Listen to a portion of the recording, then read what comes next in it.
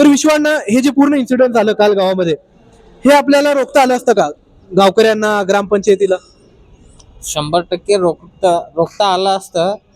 कारण आधी पण ग्रामपंचायतीमध्ये मीटिंग जेव्हा ग्रामसभा असते त्यावेळेला सांगितलं होतं, गावाच्या मेन ठिकाणी एंट्रन्सला सीसीटीव्ही कॅमेरे बसवा. कारण गावामध्ये आता हे 3 दुकाने फोडलेत, पण ह्या दुकानासोबत कुणाचं तर जीवितहानी.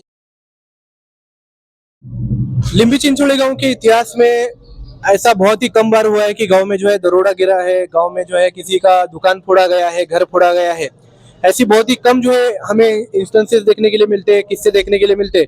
और कल जो हमारे गांव में दरोड़ा हुआ वो जो है बहुत ही बड़ा किस्सा है अभी तक का हमारे गांव में। एक साथ जो है 3 दुकान फोड़ना, बोले तो ये एक या फिर 2 आदमी का काम नहीं है, ये सोची समझी एक साजिश है पूरी, जिसमें जो है बहुत दिनों की प्लानिंग करके, रेकी करके जो है पूरा प्लान करके जो इस पूरे गुनाह को जो है अंजाम दिया गया है।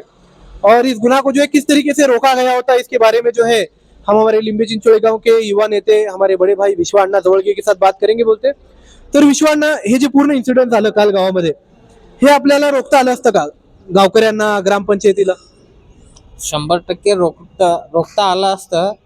कारण आधी पण ग्रामपंचायतीमध्ये मीटिंग जेव्हा ग्रामसभा असते त्यावेळेला सांगितलं होतं, गावाच्या मेन ठिकाणी एंट्रन्सला सीसीटीव्ही कॅमेरे बसवा. कारण गावामध्ये आता हे 3 दुकाने फोडलेत, पण ह्या दुकानासोबत कुणाचं तर जीवितहानी झालं, दरोडा घालताना कोणी एखादा माणूस बघितला, त्याच्यावर हल्ला झाला तर खूप गंभीर गोष्ट होऊ शकते. त्यासाठी जेव्हा गावाच्या एंट्रन्सला सीसीटीव्ही असेल तर गावामध्ये लगेच हालचाल काय झालंय काय नाही कळतंय.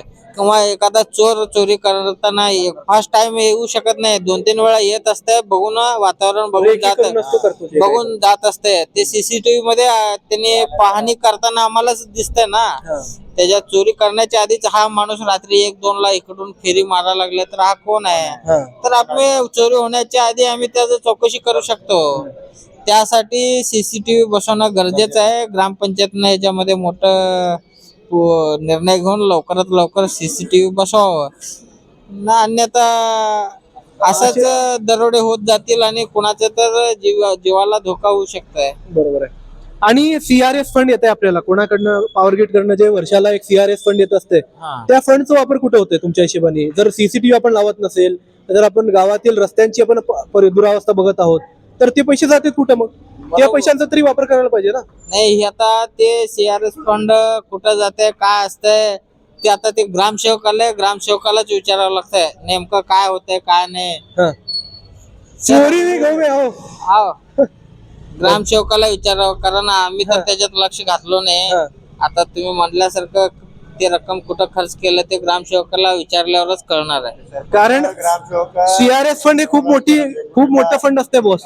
सीआरएस फंड म्हणजे काय, ते काय छोटी मोठी गोष्ट नसते. पॉवर ग्रिड काय छोटी संस्था नाहीये.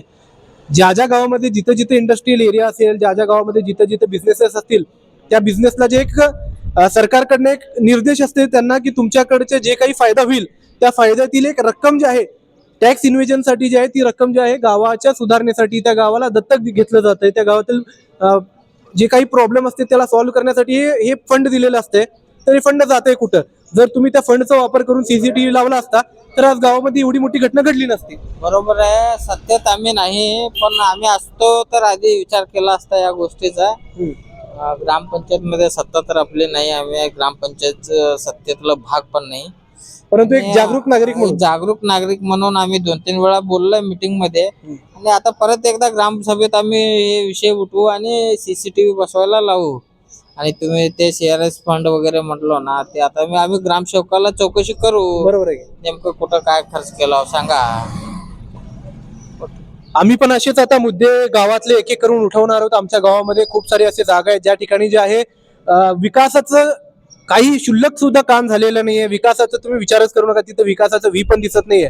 ते सगळे मुद्दे आपण उठवणार आहोत. पुढील 4-5 महिन्यामध्ये आपल्या गावामध्ये जे सरपंचची निवडणूक होणार आहे, आसपासच्या खूप साऱ्या गावांमध्ये होणार आहे.